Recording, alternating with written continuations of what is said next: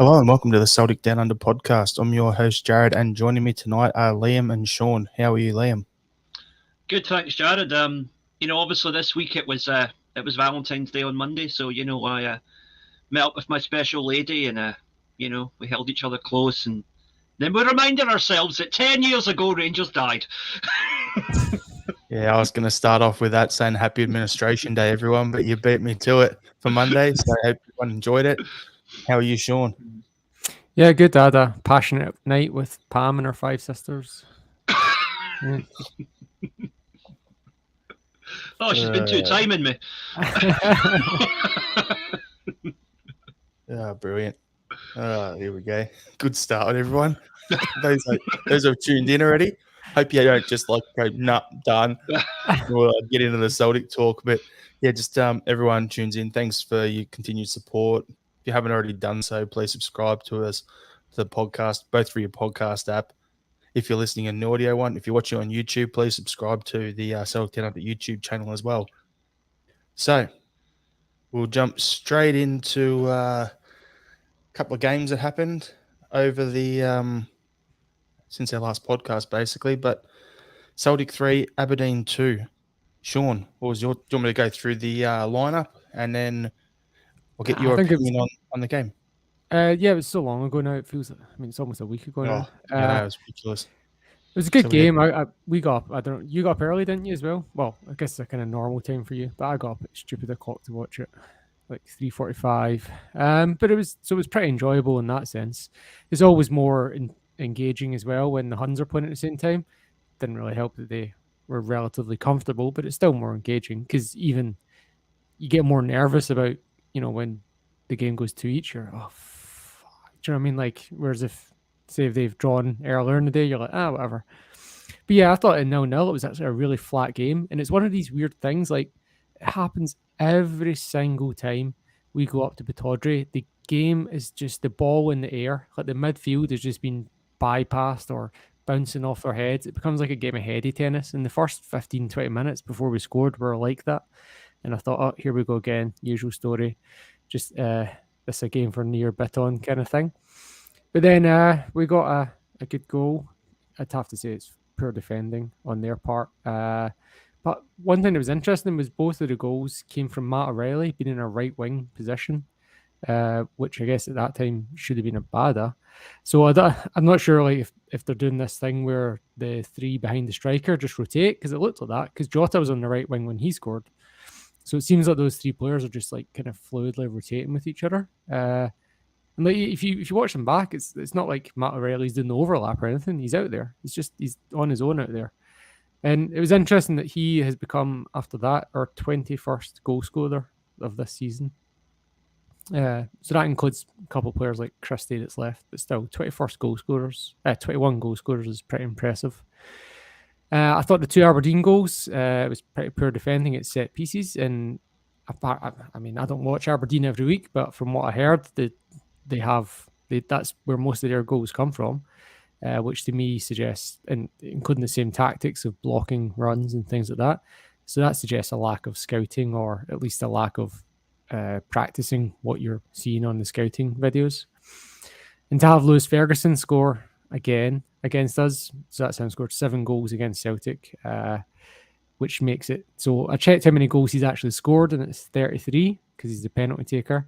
So 21% of his career goals have been against Celtic. It's almost like he doesn't like Celtic. Sign him up then to stop it happening, Sean. It's almost as if there's something against Celtic within his DNA. Yeah. It's just do the Bayern Munich principle. Someone does well at Leverkusen or Schalke or Dortmund or whatever, just buy them. So stop doing it to them. Yeah, I'll let you guys come in, and I'll come back and Jota later. What you say your bit. Over to you, Liam. Yeah, second week in a row I managed to predict the midweek score. Yeah, the funny thing is, Liam, you said that, and I was just like, okay, I can't remember if I put it in a group chat or not, but I'm like, you need to tell us your score predictions, whatever you say, Liam. We've got to go to the tote and just chuck a bet on.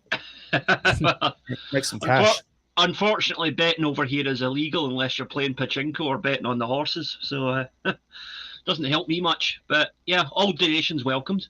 Anyway, back on topic. Yeah, job done. Not pretty, not clever.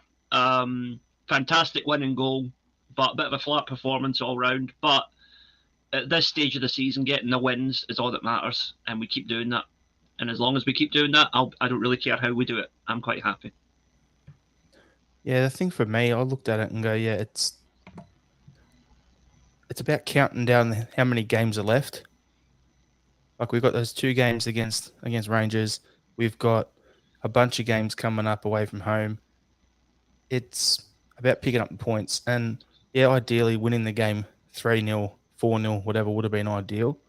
But the 3 points is the most important thing at the moment. You don't get extra style points at the end of the season if it doesn't go on the end of the season. If you've got the same competition points, it doesn't go style points, it goes goal difference. So you kind of want to win, pick up your normal points and then score a lot of goals. So yeah, overall, as you were saying, Sean, early on about, it was like the midfield was cut out. For me, that was, I was going to say it was kind of like watching an indoor soccer game. No midfield, just a couple of strikers, a couple of defenders. It was an interesting game, but didn't expect much. But yeah, a win's a win. And then Aberdeen have sacked their manager since then. So it's all happening up there. Well, he'd already had the vote of confidence already this season, so there was that. And if I'm what you're saying about games left, 12 league games, is that right? Yeah, I think so. Yeah. So there should be, if I'm reading this right, there should be 8 home games and 4 away games. Yep. Because we've got, before the split, we've got 5 and 3, 5 home, 3 away. And if the split, we're due to get a bunch of home games after the split based on the teams that are there, and they'll probably give us, like, we might theoretically have 5 on paper, but they'll probably make it 3 home and 2 away or something like that. We'll be ripped off because apparently, like, if things stay how they are, we should have 5 home games and Rangers should have 5 away games. That's actually that won't pretty happen. much it's not going to happen. Because they want teams to have 19 home and 19 away overall, which will almost definitely happen for Celtic and Sevco anyway. But yeah, either way, if it does go that way, then for the run in, we've got 2/3 of our games at home. Do you know what I mean? Like, that's pretty good, right? To be honest, I would rather Rangers had more home games anyway, because their own crowd will turn on them if it's not going well for them. Yeah, I mean, I'm not even thinking about what they're doing, but yeah, just that's what we've got. So it's good. I'm the same with you, Sean. I'm not thinking too much about them. The only thing I'm thinking of is, okay, 12 games, there's 36 more points available. 6 of them are against them. So, yeah, those 6 are important, but the other 30 is where it's going to be won and lost. Mm-hmm. And that's such a dumb, obvious comment to say, like Captain Obvious over here, but we've got to make sure we take care of business in those games, especially as you're saying, Sean, we've got 8 of them at home. We're going to make sure we turn paradise into a fortress, pick up those points at home, then do our job against Rangers as well. We do all that, fine. I'm pretty confident there. So it'll be interesting to see how it plays out. Mm-hmm. Yeah, on just to come back to Jota, because I don't know if anyone who's listening right now was listening last week, but I was made the point that he was not that he was playing poorly, but he was underperforming and that he had to get back up to speed.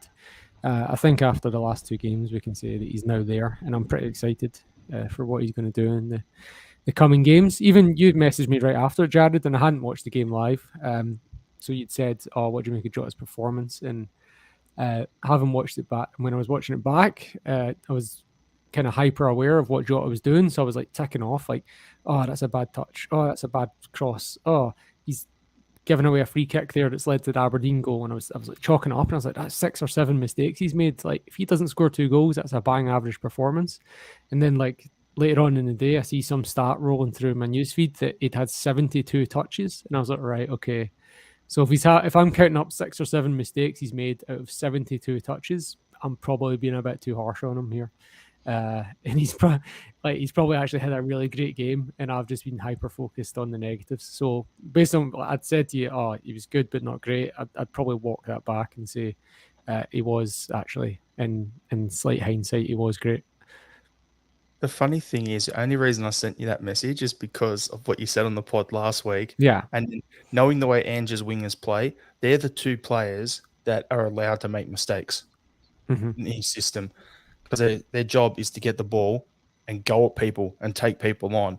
And if they misplace a pass trying to play someone through, or if they get the ball taken off them while running past someone, that's what he can live with, because if they're out wide and they lose it, you can press and you can lock down the team defensively pretty high up the pitch. So that's why those guys have that green light. So I'm looking at it going, yeah, he's making the mistakes, but then it's allowing our press to start to get stuck into him a bit more. So I don't know. I thought it wasn't his best game for us, but we knew it would take him a few games to get into the swing of things like it did early in the season. Yeah, it was the two defensive mistakes that really stood out for me, because I don't know if you remember the first Aberdeen chance, the one where Ramirez really should score it, where it's like a header from like 5-6 yards out. That came from a bad Jota touch, which conceded possession pretty deep. And then the Aberdeen goal, the second Aberdeen goal, comes from Jota fouling the guy, again, deep and around the box. So it wasn't so much the mistakes at what you're talking about, Jared, up the far end of the pitch. It was the two that stood out for me, was the mistakes on our side of the pitch. So it was the Ryan Christie foul for the second one in particular. Yeah, exactly. Yeah. But yeah, I was being too harsh on him based on, like, I hadn't really given him enough credit for all the positives he'd done otherwise.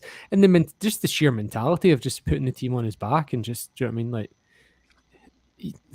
apart from having a great finish and great movement and awareness for the first goal, great finishing for the second goal, like, it was just sheer mentality and force of will from him for most of the things he did. Just, he always wanted the ball. He always wanted to be involved. And like, you get an extra +1 just, or +2 on your score just for having that for 90 minutes of a game, or however long it was he played.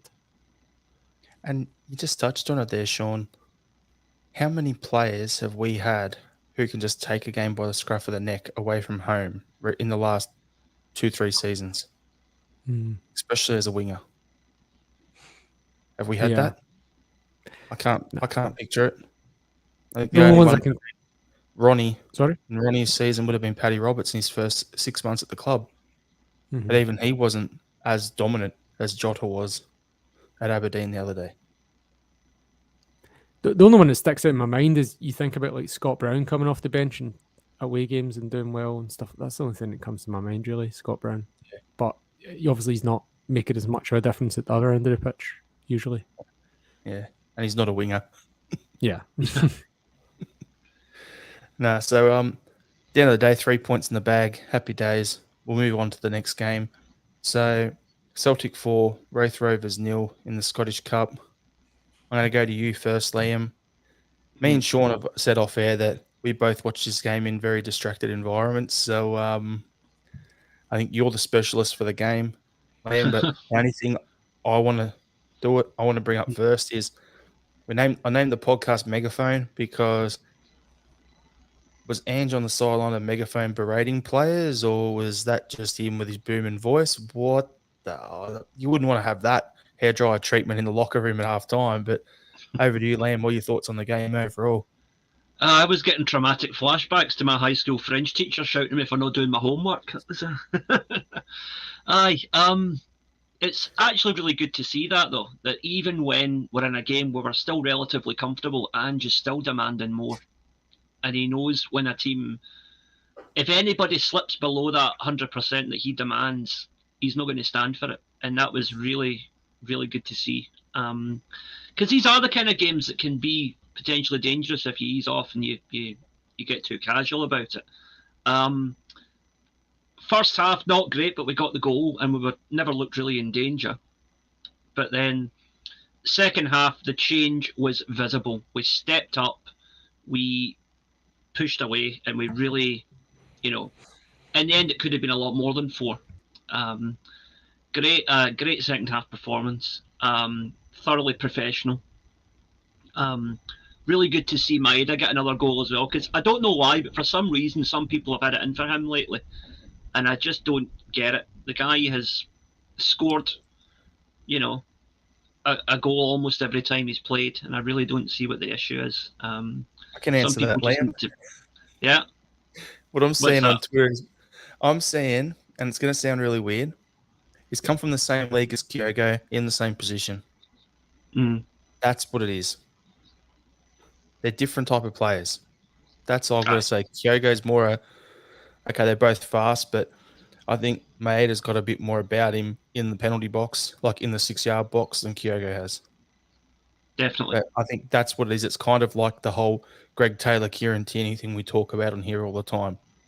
It's because Kyogo's come in. We've had Dembele, we had Griffiths to Dembele to Edouard to Kyogo, and now Giakoumakis and Maeda are both being compared to those guys who are the guys in the jersey in front of them. And it's kind of, if they're not banging in 2 goals a week, then they're copping pelters online. Yeah, I would just ask everybody to be a wee bit more patient. Maeda is a very good player, but he is a guy who needs a bit of time to settle.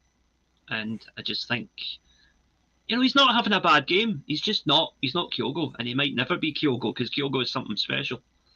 But he's a very good player, and he will be very effective for us. And I think you can see him and Giakoumakis both starting to really grow into their roles in the squad. And it's good to see. I thought Giakoumakis had another good game at the weekend there. He's had quite a few games recently where I think he's put in a really good shift. He's worked really hard, and he hasn't necessarily scored that many goals, but he has been effective. And remember, a striker doesn't necessarily need to score goals to have a good game, right? If he draws 3 or 4 defenders out and allows someone else in to score, that's equally an asset to the team. And I think Giakoumakis and Maeda both do that, even when they're not scoring goals. And I just wish that more fans could appreciate that. Agree with you on that, Liam, with the whole battering ram centre forward thing with Giakoumakis. Like, the only thing that has stopped his name being up in lights has been that he hasn't had rattled a few more in the old onion bag the last few weeks. Like, he's getting in the right positions, he's getting shots on target. Against Rangers, Alan McGregor kept out a hat-trick in the first half for him. Like, any other game, if he wasn't in that sort of form, he could have had his hat-trick. He could have had 5 goals in 2 games. Like, let's be realistic here. He's not going to get. It's not FIFA played on the easiest settings where you touch the ball in the 6-yard box, it goes into the back of the net. No. And what about you, Sean? What do you think of the game? Yeah, I mean, I agree with all. Andrew Postecoglou's assessment was as good as any, that we were unacceptable in the first half, and even though we were 1-0 coasting, well, were we? That should have been a penalty to Raith Rovers. Carter Vickers handballs it. Do you know what I mean? So that's you've got to assume 1 each at that point. Probably still going to win it, but still, like, I don't think we were. They didn't have many shots. One thing that I did check, well, a couple of things. It was good to see Gucci and Julian both making comebacks. Gucci looked like he was up for it, so it'd be nice to see him starting against Dundee at home. He's not going to start against Bodo Glimt, but it'd be good to see him starting against Dundee. And some of the comments from Postecoglou about Julian suggest to me that Julian is not going to get a chance in the next few weeks anyway, unless there's injuries or some serious change. I compared, so this is the second time we've played Raith Rovers this year, so I went back and had a look at the stats as a comparison, and it was actually not necessarily flattering in terms of where we would expect to be, because we last played in September, and we all recognise how far we've progressed since September. But if you look at the stats, we had 72% possession and 19 shots in the 3-0 win in September. And last week we had 71%, so less possession, just slightly, and only 15 shots. So, in 4-0. So you could argue more clinical, but really, statistically, we were poorer than we were in September. The only caveat to that being that Raith Rovers, the win against them in September, was in a really shocking run of form where we had 1 win from 5 and 2 wins from 8, and that 1 win from 5 was that Raith Rovers one. So we had like a loss, 2 losses before it, and a draw and a loss after it. So yeah, just a bit of context there, I guess, because when you look at it now, that win against Raith Rovers there was our 9th win in a row. Previous record was just before the St Mirren draw. We were on 7 in a row. So if we'd won that St Mirren game, we'd be currently sitting on 17 wins in a row. But 16 out of 17 is pretty good. It's pretty impressive. We did have 6 in a row back in August, but anyway, to have 9 wins in a row is pretty good, and I'm hoping we keep it going in these next 2 home games. Get up to 10, 11. That'd be nice. Yeah. Did you guys want to come in on that, or the other thing I wanted to mention was the referee? I've got something to say, Sean. Yeah, go on then. You're talking about the stats. I get it. I understand exactly what you're saying. But something Ange said in his post-game presser sticks out to me. He made 7 changes going into that game against a lower-level team. Let's be honest here. That's going to be disruptive. That's probably why there was less shots, because there's less guys who aren't used to playing as regularly together. So I'm not making excuses. That's me being realistic. Yeah, I mean, I will say, looking at the lineup from that 3-0 game, McCarthy, Turnbull, Ayeti, Montgomery starts as well. But Abada and Jota were playing back then. So, both of the games were first team. I mean, the main difference, if you look at the bench, is, back then Urhoghide and Bolingoli were on the bench. So that's more instructive than anything, I think. Says it all. Yeah. Yeah, the referee was the other one I wanted to mention. That handball, obviously, that he missed, poor on Rafe Rovers' behalf. They didn't complain about it. So you notice we only get opposition blaming it on the ref when they lose by 1 goal. But if we go and beat them by 3 or 4, they go, "Oh, the referee wasn't the difference today." But if it's 1 goal, the referee was the difference. Even though Jota had that goal disallowed, should have had a hat trick against Aberdeen if not for the linesman. Anyway, one thing I wanted to highlight: Stephen McLean booking the wrong player when he should have been sending someone off. Should have gave a penalty to Rafe Rovers. Anyway, shocking. And I wanted to just kind of start a slightly broader question and ask you guys, Jared, how many A-League referees can you name?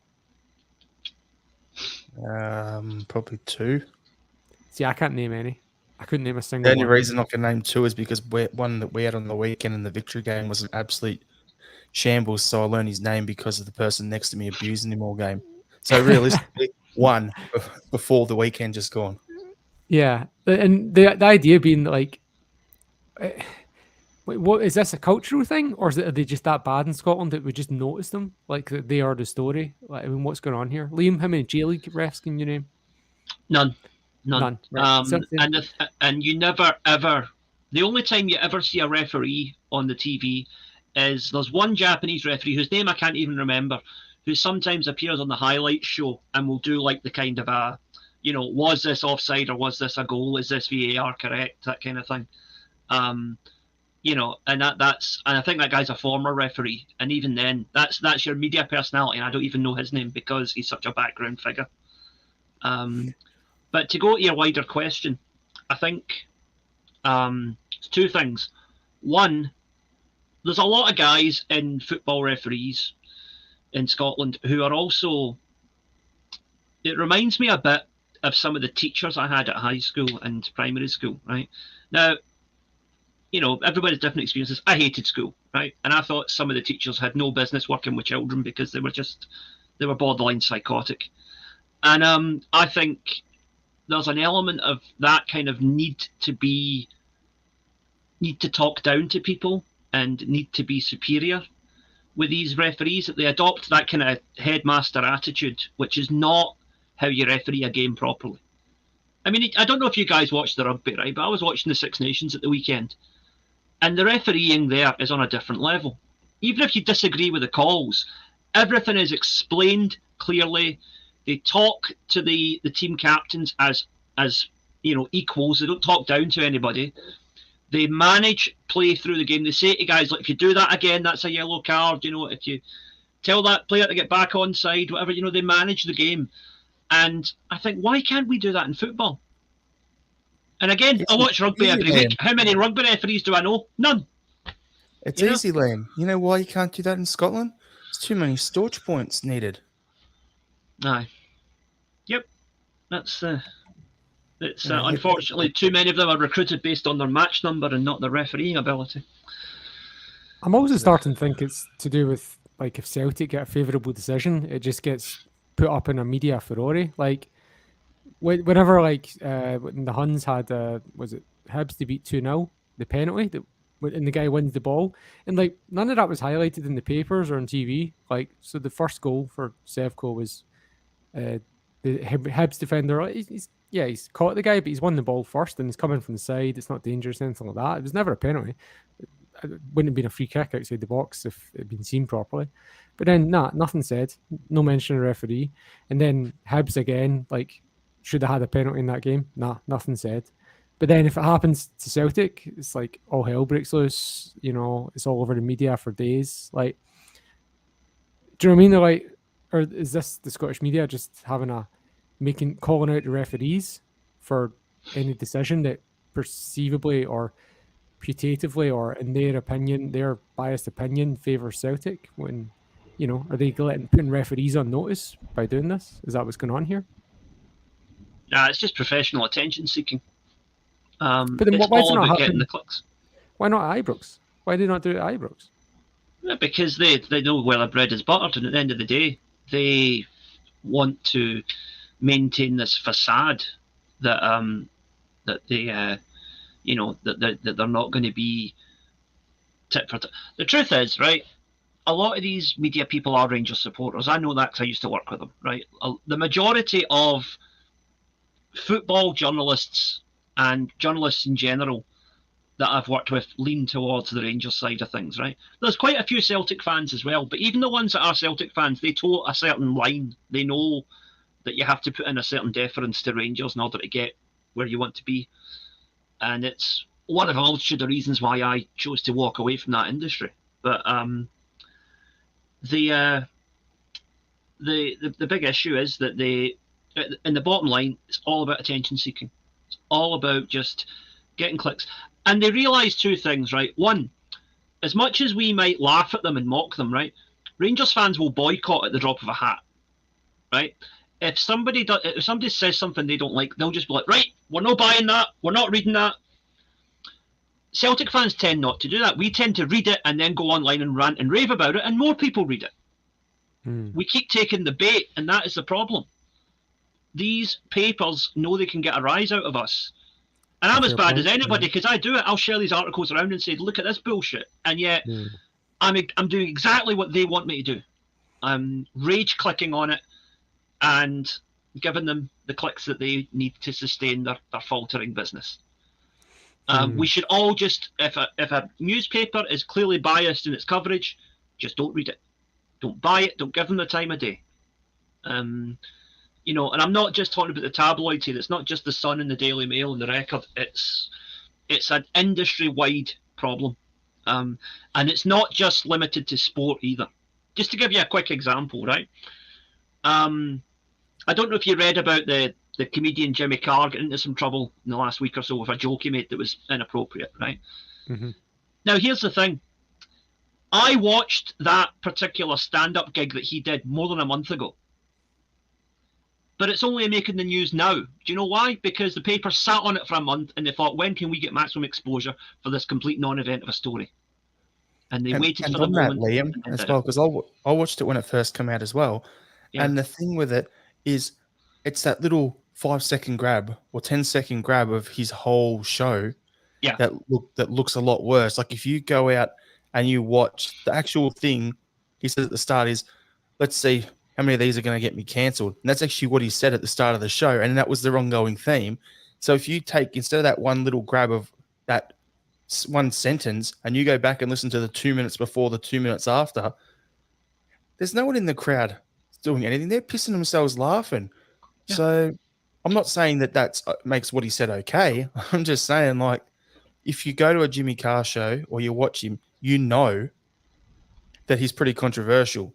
And he openly admitted that at the start of the show. So as you're spot on there, they've sat on this until they could get maximum exposure. And they do it with Celtic and Rangers as well. Like, how many times have we had it on the day of a game against Rangers? They'll bring out some scandal about a Celtic player, or some link of one of our big players with a move away to unsettle the team before the game. I'll go one better, Again, Liam. it's all shit they sit on and then they unleash it at the most effective time. I'll go one better for you, Liam. Last season, they knew Bolingoli left to go to Spain. He came back. They sat on it until after he'd taken the pitch at Kilmarnock, and then boom, this guy broke the rules, and he played, and then just to make it a massive shitstorm. So that's exactly what they did. There's a whole industry now in manufactured outrage. You know, it's a worldwide problem. Yeah. Anyway, back to referees. Yeah. Anyway, get back to the referees so that, you know, because Sean looks like what we were talking about was about to put him to sleep. No, I'm actually engaged and listening. It's good to hear some Liam's insight from the other side of it. It's stuff I hadn't really given too much thought to. But back to the referees, I'm going to use that as a segue to the next thing I wanted to touch on, because we talk about the referees and how they all have that blue bias and everything. And you go and watch the Celtic women's team play. They had a 2-1 win over Rangers. Well done, ladies. Great job. Fran Alonso, what a guy. But you watch the highlights of that game, you watch any of the women's team's games, the standard of refereeing in women's football in Scotland, in my opinion, overall, the drop-off between the best refs and the worst refs is minute. Then you have a look in the men's game, and the best refs and the worst, massive difference. The players play a part in that as well, though, because in a general sense, women players tend to just get on with the game as well. There's not half as much theatrics as you'll get in the men's game. Yeah, but also, do you mean internationally or do you mean within Scotland? Oh, I mean that in women's football internationally in general. No, sorry, I meant in Jared's point about the I'm talking within the Scottish game. Yeah, look, I agree, because you're right. We get these 5 or 6 same guys on rotation, and then every now and again they'll chuck a random name in, and it's like you notice the difference immediately. You're like, oh my god, this guy's awful. But you're right. We do usually get those 5-6 Rangers fans on cycle, and even the ones that are supposed to be Celtic sympathisers like Willie Collum and Kevin Clancy, they seem to go the other direction to prove that they're not leaning towards Celtic. So they overcorrect. But yeah, I don't think there's not a Celtic. I challenge anyone that's listening to this. If you disagree, let me know. But I would say you couldn't find a Celtic fan who would say no if we said, right, Scottish refs out, Luxembourg refs in after that last strike. Do you know what I mean? Because the referees have never had a sniff of a strike again ever since the last time they got criticised. They've never mentioned it again after those guys came in and did a better job for one weekend. There's never been another mention of it. And you find one Celtic fan that wouldn't take referees from another country over the ones in Scotland. Show me one. Yeah. I'd even rather the guys from over here who aren't that much better, but I'd even rather some of them over there. And that's saying something. Yeah, it's shocking the standard. Look, make them full time, fine. If it helps, can't get any worse. Like, bring VAR in. We're a laughing stock. How many countries have got VAR now? We're one of the last to get it. We've not even got it. We've not even got plans for it yet. It's funny, Sean, because you and me being in Australia, we were the first country to have VAR. Exactly. And we follow a team in Scotland, and it's going to be one of the last countries to bring in VAR. It's ridiculous. Mm-hmm. Yeah, I mean, we got to see the total shambles it was at first. And even then, we got to see the kind of fine-tuning of it when they put it in the EPL. And now we're at a point where VAR is really smooth, and it really causes very little controversy at all now, as long as it's... But now that we've kind of found the acceptable standard for it, like, it's been tested everywhere now. Like, it's all the kinks have been ironed out as much as they're going to be. Now is the time, or 6 months ago was the time. Yeah, and the thing is that, like you say about the professional referees, I'd be all for making them professional as well. But a professional salary needs to come with professional accountability as well. 100%. Yeah. In what other line of work can you do something grossly... Like, if I went into my classroom tomorrow and started swearing at my students, or I started teaching them completely the wrong thing from the textbook, I'd get sacked, right? Referees do the equivalent on a weekly basis in Scotland, and nothing happens.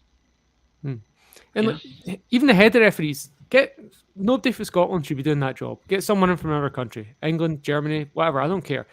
What's the boy's name? The one that does it now? The Hun. I forgot his name. You have to narrow it down. Yeah, I rules out none of them. Again, whatever the ex-referee's name, Alan, I can't remember now, but whatever the ex-referee that's doing it now, Crawford Allen, that's it. Right. Just like randomly surfaced on radio at one point to appease Hearts. What was that, man? What's the profession? Where's the professionalism there? Do you know what I mean? Like, and then there's like decisions against us either side of that, and he says there's just a whole lot of silence. Do you know what I mean? Like, what is going on with that guy?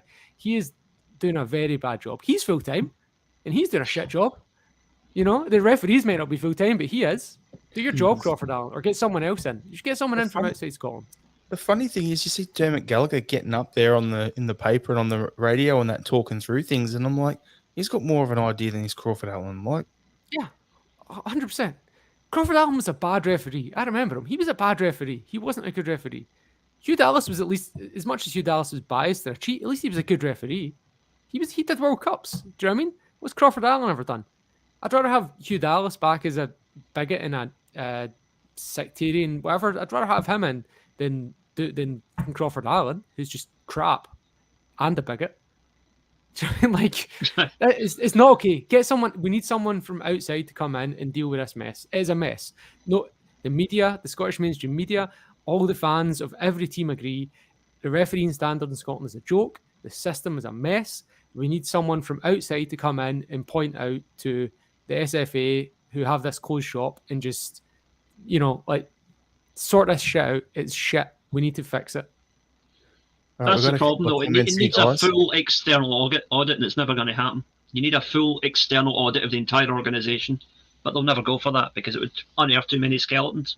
We've got a couple of comments here. I won't bring them up because they'll make our screen go weird, but I'll read them out for the guys on the listening to our podcast. So, Lost in BKK, so Lost in Bangkok, said the problem with VAR is it's really an atmosphere killer. I don't agree that it was originally when it started in the A-League, but on the weekend, in the victory versus Newcastle Jets game over here, we had 2 goals chalked out for offside. Each of them was a maximum 20-second delay. And all the teams are still running back to halfway anyway. It didn't actually slow the game down. So I don't necessarily agree with that. Now, you got anything to add on that, Sean or Liam? I agree with what you're saying there, Jared. Yes, in my experience, it was, and now it's not. I barely notice it now. It barely breaks the flow of the game. A couple of years ago, that was an issue, but again, it's going to depend on where our commenter is commenting from. If he's in a place that's only had VAR for 10 minutes, and he might be having the same problems that Australia had 3 years ago. That's the. You got to remember, it's all about your own individual perspective as well. Yep. England took about a year to get it right, and Scotland probably will as well, which is why we need to get started on it as soon as possible. Mm-hmm. And then Strangelove the Doctor has said the SFA and refs are supposed to provide football services. I don't see why we can't hire better ones if we are dissatisfied, like, say, England. And then he's also said Hugh Dallas was a prick and a terrible ref. He's only a terrible ref against Celtic.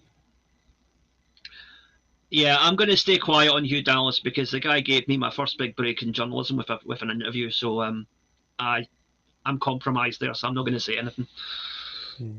All right, so we'll jump on. We've got player focus, something we missed talking about earlier. Liam Scales' goal against Wraith Rovers. Anything you want to talk about there, Sean? Yeah, it's something I noticed in the last few games that Liam Scales has played. Is like he always looks better in the highlights than he does in the actual game. Because like he's quite bad sometimes, like for decision making, bad touches, things like that. But whenever you watch a highlight reel, he puts in a great cross or he scores a great goal. Yeah, Liam, you had much more focus on the Wraith Rovers game. I seen BBC gave him man of the match. Did you think that was fair? Or I thought he had a very good game. I don't know if I would have made him man of the match personally, but definitely no complaints about him getting it. I think he had a good enough game to warrant it. Scores an outstanding goal, and to the best of my knowledge, didn't make any major mistakes. That's all you can really ask for from a defender. So, I think he did well. It's good because the Raith Rovers game shows us that we can now effectively rotate in and out 5 or 6 players without drastically altering the quality of the team. Mm-hmm. And that's an important thing, especially in the weeks ahead. Yeah. Jared, you back? Yep, back. Wi-Fi Yeah, problems. We were just killing time till you got here. Liam Scales, yeah, as you guys were saying, is improving every game we're seeing. So, yeah, I'm happy for him to rotate in and out as required. We've got other guys on the player focus there. You mentioned Matt O'Reilly playing as a right winger earlier, Sean. Yeah, I think he's across that front three for us, but I'd rather keep him in the 10 if possible. Well, the reason it came to me was I was thinking with David Turnbull coming back, and so the stats for David Turnbull are great. So we've still got Turnbull and Rogic both, and O'Reilly now, 3 players competing for that one position. So it's occurring to me that with the fact that Forrest and Johnson is the relief wingers and Maeda, I guess. Basically, what I'm saying is I think Matt O'Reilly is going to become the 3rd or 4th choice winger behind Jota, Abada, Maeda. It'll be Matt O'Reilly before Forrest or Johnson. Because once Turnbull comes back, because I think I can see the rotation going that way, where Rogic and Turnbull rotate and Matt O'Reilly becomes a winger. I'd rather not. I don't want it to become like a Ryan Christie situation where he gets moved out to the right wing last season. No thanks. Yeah, I'm just saying I can see it. I can see it happening. And and similar on the same line, same vein, everyone, I'm not going to go into it in too detail because if you listen to any other Celtic podcast, they've all given at least 10 to 20 minutes on James Forrest this week, talking about a lot of losing a bit of a yard, losing a bit of confidence, whatever it is. We all recognise that Forrest isn't the same as he was prior to his recent injuries. And he's now, I think he's 30, or if he's not 30, he's almost 30. And if you think about other wingers like Cristiano Ronaldo, Ryan Giggs, like high-profile ones, they had to move position at that age once they got into the 30s. Ronaldo went up front, became a striker. Giggs went into centre mid. It's just a reality of the human body that you're just not as fast and sharp at that point at that age. The only players that can really persist out there. When we played Betis, they had a winger out there that was 40, but that was Joaquin, and he's the style of player kind of like Jota that doesn't rely on pace to beat people. It relies on trickery.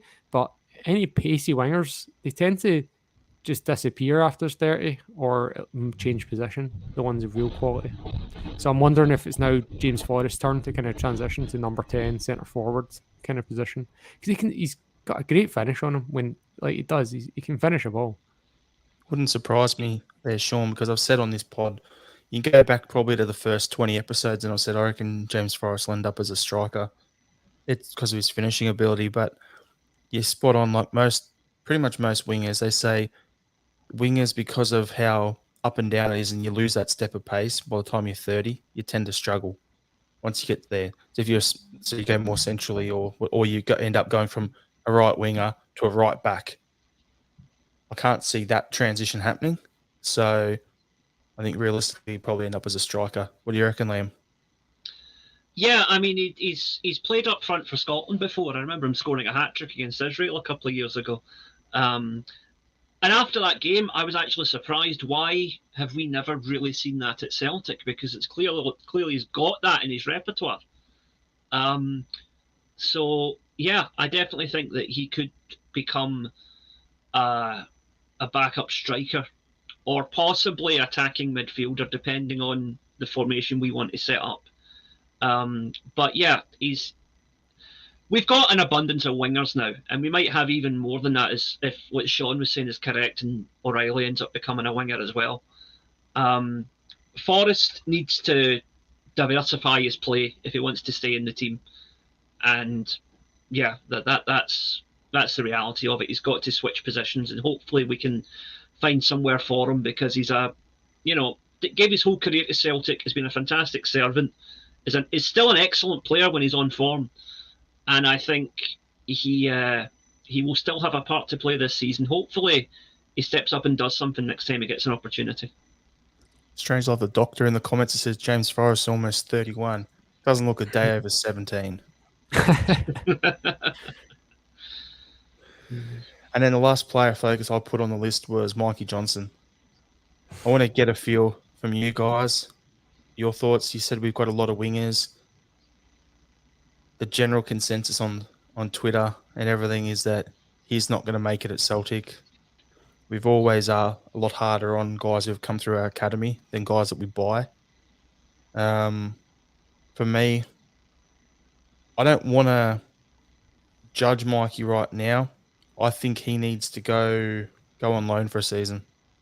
That's the key thing. We need loan him out to a Scottish top flight team for a year, maybe to Hibs or something like that.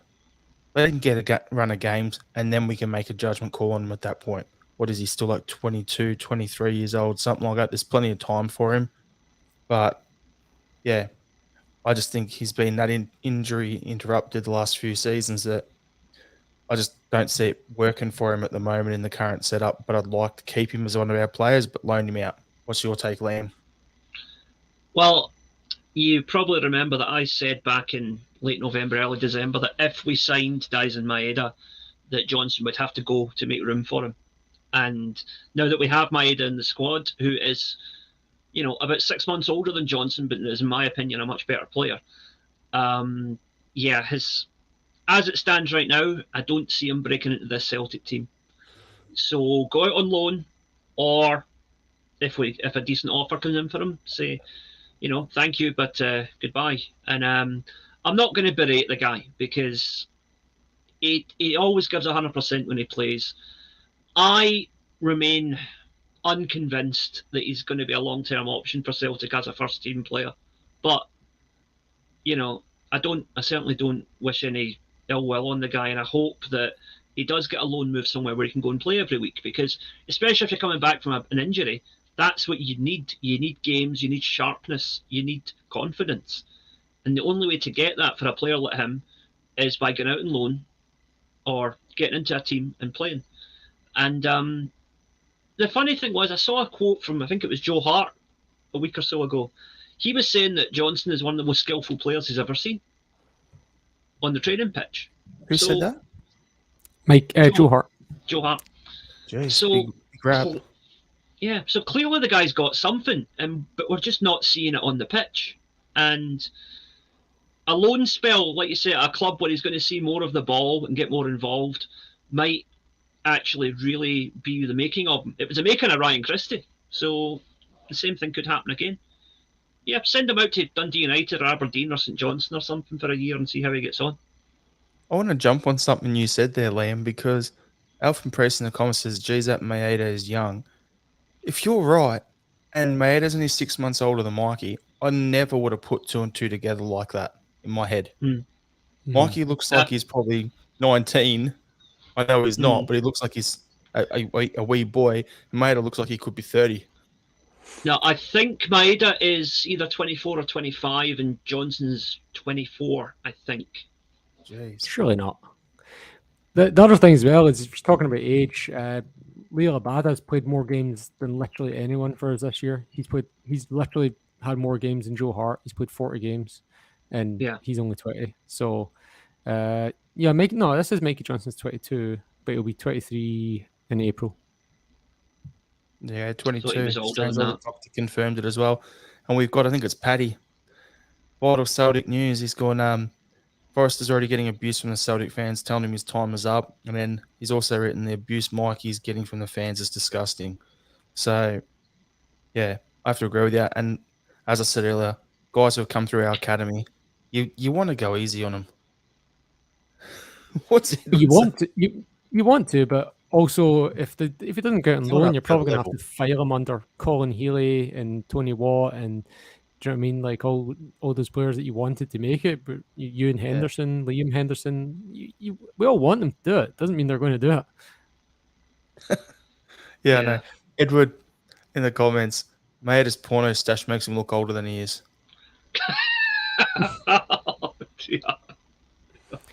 If Wikipedia is right, there's 18 months between Maeda and Johnson. Okay, I stand corrected. All right. Yeah. So, it's still not that much, though. No. and they're playing the same position. Yep. So I reckon we'll leave that there and we'll crack on to a couple other things so we don't end up going for 2 hours. But Celtic drew Dundee United in the next round of the Scottish Cup. Happy with the draw? Yep. I would rather I had Rangers, but I'll take it. Funny thing is, they got Dundee, so I've seen people on saying, put them on at the same time at both the stadiums in Dundee and let there just be a massive battering going on in town. I knew you'd like that comment, Liam. That was throwing a few.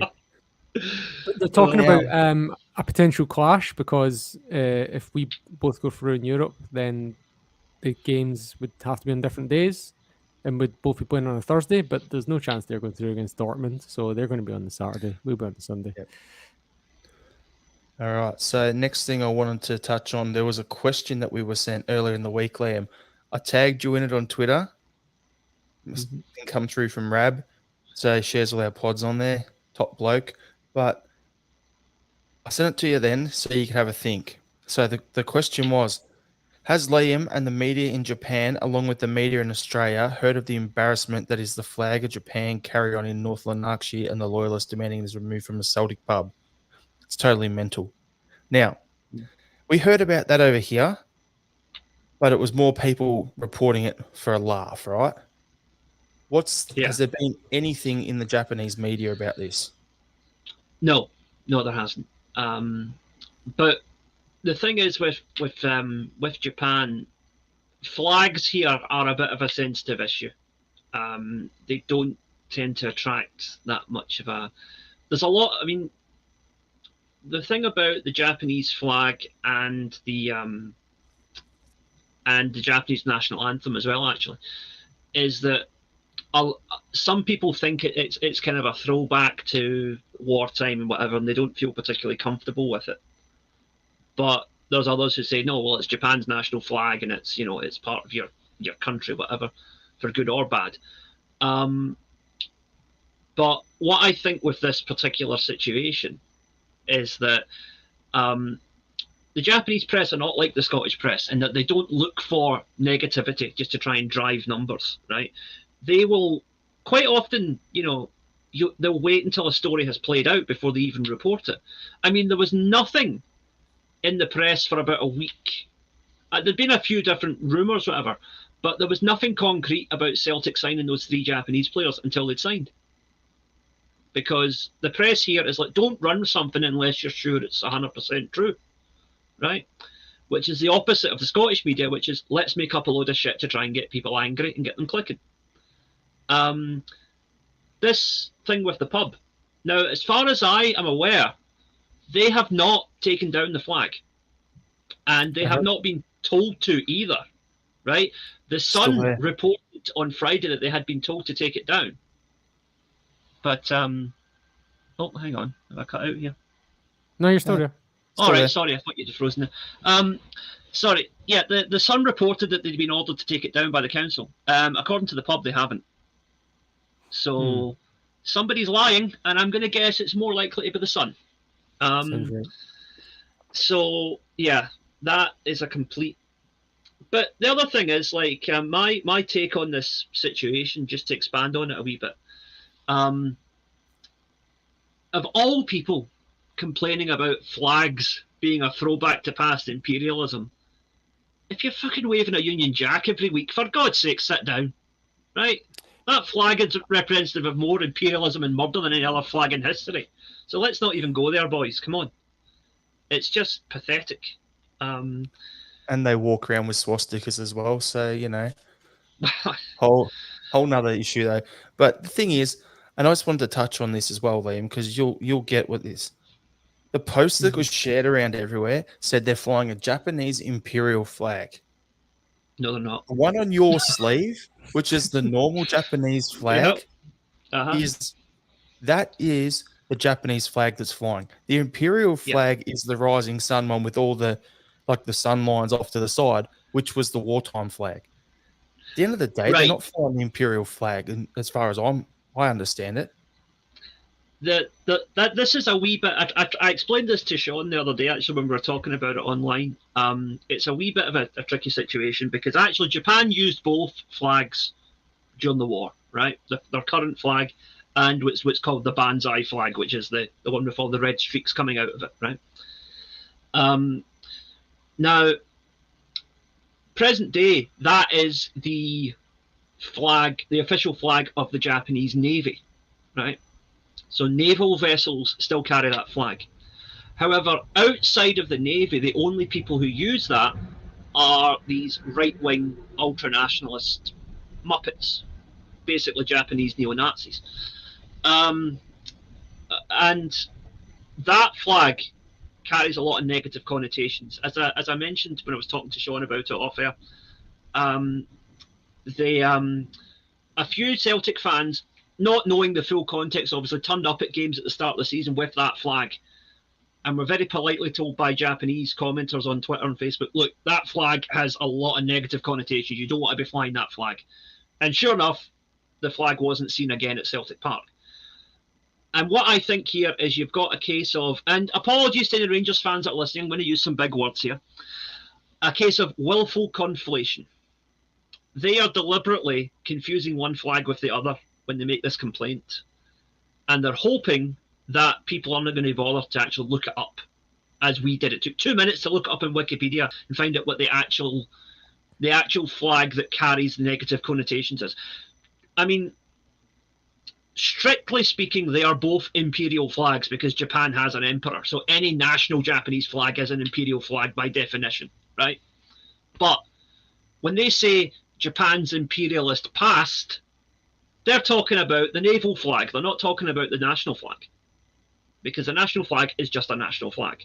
The naval flag carries those far-right, ultra-nationalist, Japanese supremacist leanings, which are very negative, and rightly so. But that's not what this pub was doing. The pub was flying a Japanese flag, and these people are not, the people who complained about it, they identify themselves as British Unionist patriots, is how they identified themselves, right? Just off topic, anybody who calls himself a patriot usually turns out to be a wanker in my book, but that's just a general observation. But they, you know, the thing is that the flag which they are ascribing all this stuff to is not the flag that's flying outside the pub, right? They worded it in such a way that you could interpret it either way, but it's clear the intention behind the flag was to show solidarity with Celtic signing some Japanese players.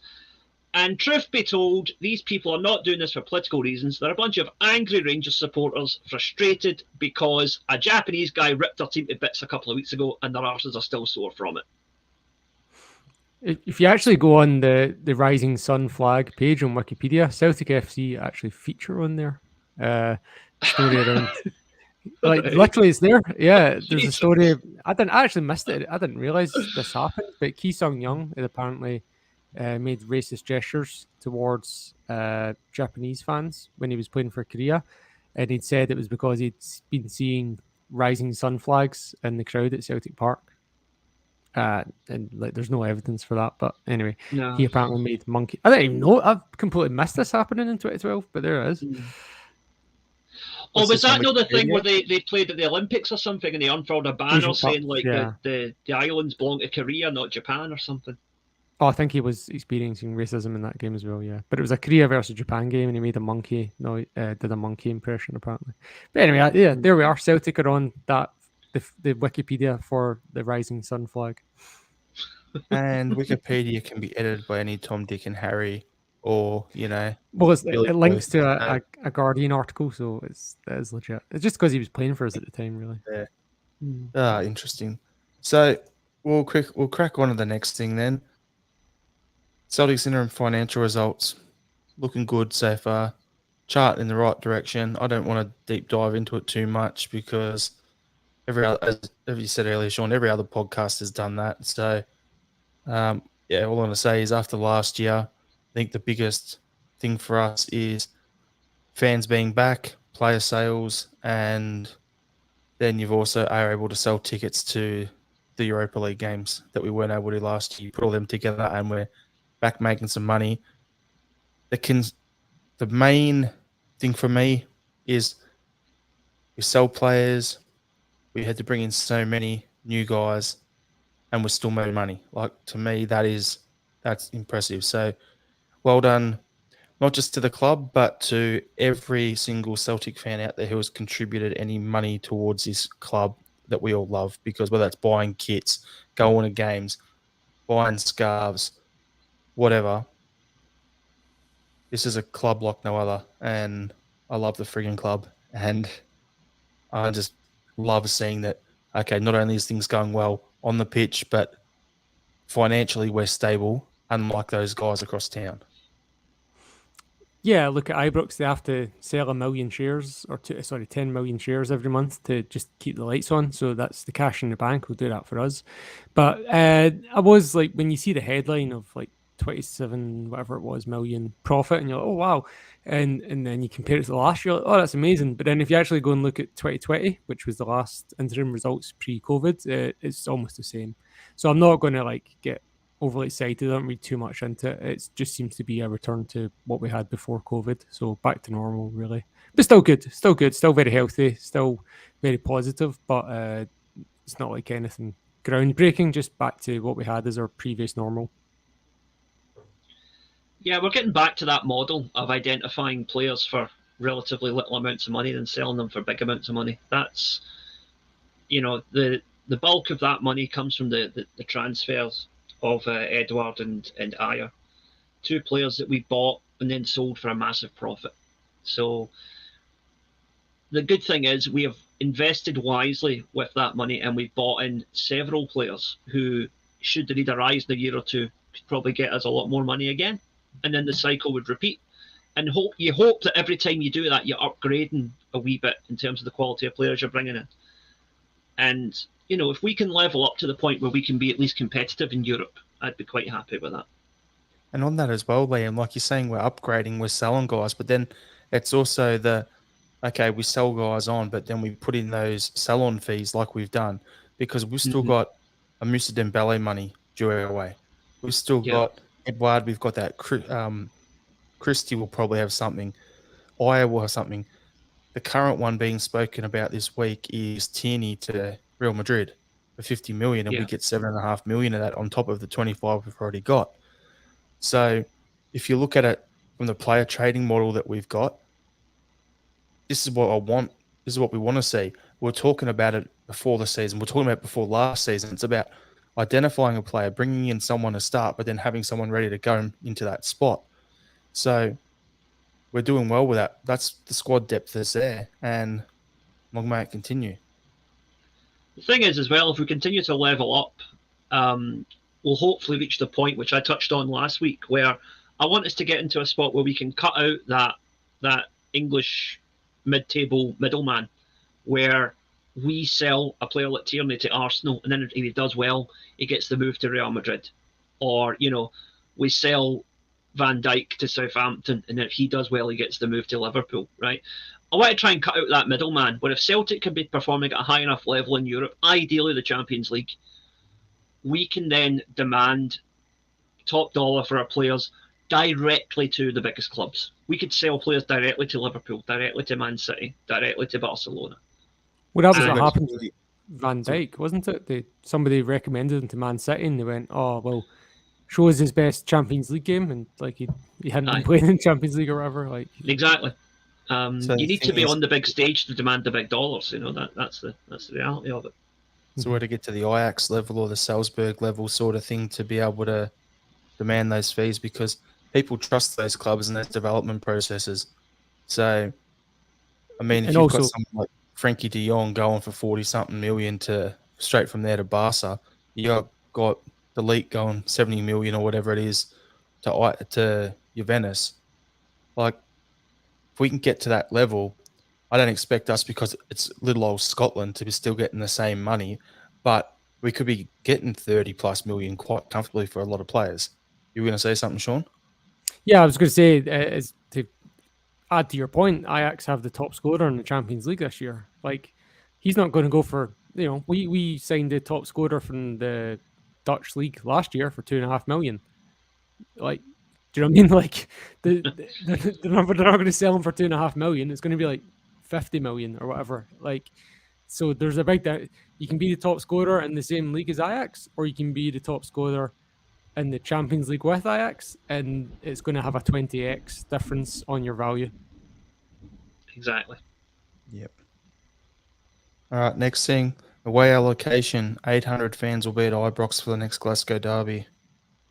Okay, that's a step in the right direction, but the way I'm looking at it is let's get back the whole stand. Like, you either go all in or you don't. Like, I'm happy to keep it how it was when we played them last time, like the last derby, but if some of our fans are going to be there, they can get 800 fans at our place next time. Whatever. What do you reckon, Liam? Yeah, I don't like this either. Liam's frozen. So what do you reckon, Sean? Yeah, I Liam's don't back. like it. I think he's back. Okay. Well, I'll just quickly say my bit. I'd prefer all or nothing. I'd prefer the 7,000 or nothing. I think you get a better atmosphere with none of them, or you get a better atmosphere with a bunch of them. And I think the 800's just a waste of police presence and money. There's also I mean, I totally agree with you there, Sean. I don't know if that came through when I broke up there, but And he's broke up again. It turns out the doctor spot on full stand or Right. nothing, 800 tickets up their ass.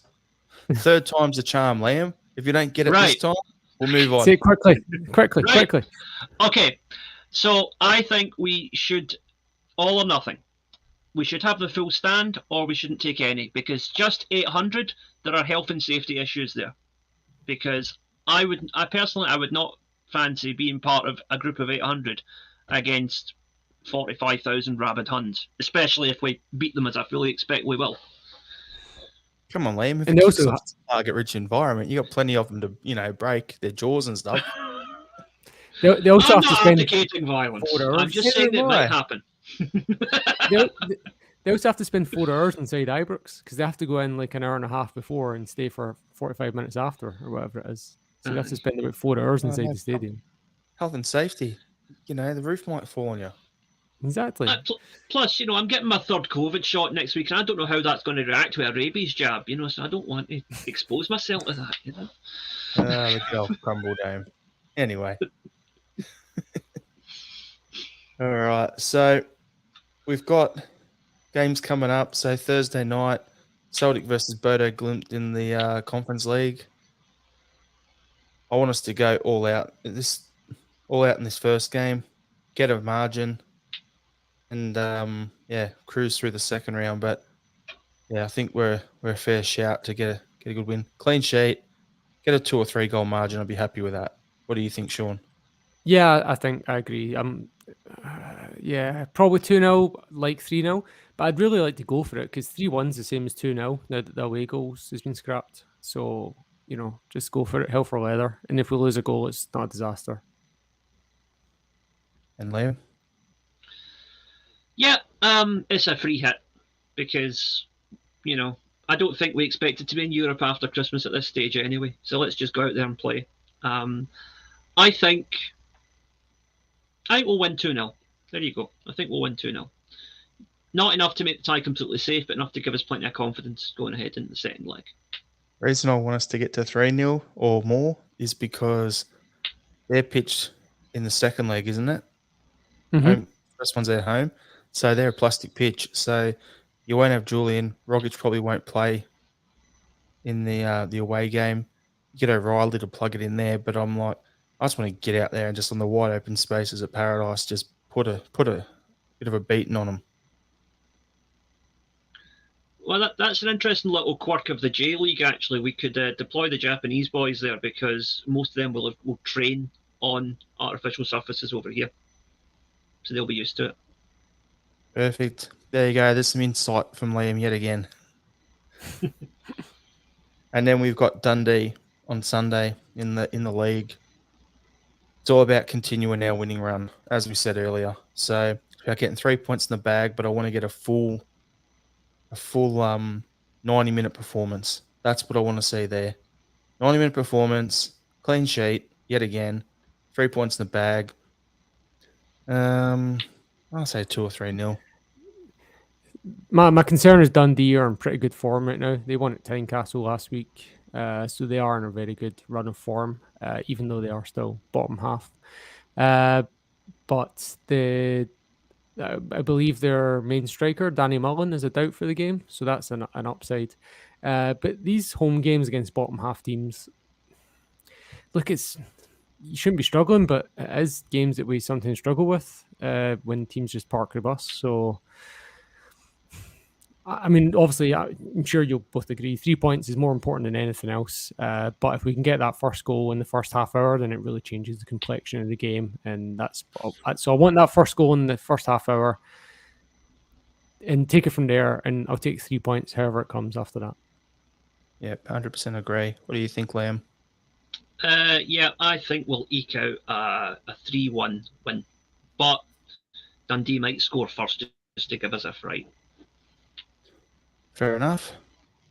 Well, anyone listening, let us know in the comments, or whoever you see this, let us know your score predictions for both of the games, and we'll get into our final thoughts for the podcast. So, Sean, I'll throw it to you first. Yeah, can the SPFL please send a scout to the NFL marketing department? Just have a glance over what happened this week in the Super Bowl and what is the word for the? Oh, it's like basically an all-out advertising and superstar bukkake of money and face in high-profile people. It is like got to be the most opulent single event in the planet, and they've 10x'd their income over the last 25 years, whereas we're still on the same income as we were 25 years ago. So please send. I'm not saying we could even dream of getting to that level, but we can, if we're still 1x of what we were 25 years ago and they're 10x, please send someone over, get some tips. My final thought is I loved seeing the other day South Melbourne in the NPL over here, Ange Postecoglou's local club that he first when he managed at. As a shout out to Ange and him being at Celtic, they've made one of their goalkeepers' shirts this season green and white. They put a little pattern of their pitch at South Melbourne, green, white collar. I think there'll be quite a few Celtic fans buying that shirt. And what's your final thought, Liam? Just to kind of go off topic a wee bit and go back to something we talked about earlier with the Jimmy Carr thing. I'm just going to sum up my thoughts on it in one line. Bad jokes don't kill people. Poor government policies do. And I'll take no lessons on morality from the British Conservative Party. Thank you very much. And here, I thought you were going to go down the Prince Andrew route. Well, Yeah, it turns out paedophilia is legal as long as you've got a rich mother. So there you go. The good thing is you won't be sweating over 10 million. And with that, we'll end the podcast. Thanks for tuning in, everyone. Hope you enjoyed it. Hail, hail. Hail, hail. Hail.